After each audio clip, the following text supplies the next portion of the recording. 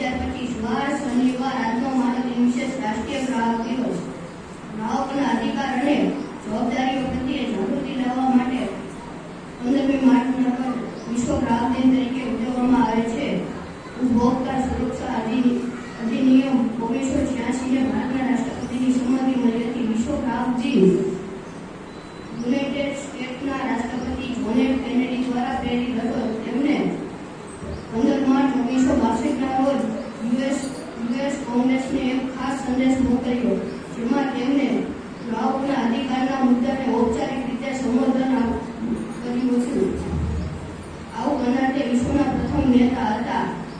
નોંધનીય છે કે ગ્રાહક ચળવળ સૌ પ્રથમ 15 માર્ચ 1983ના રોજ શરૂ થઈ હતી.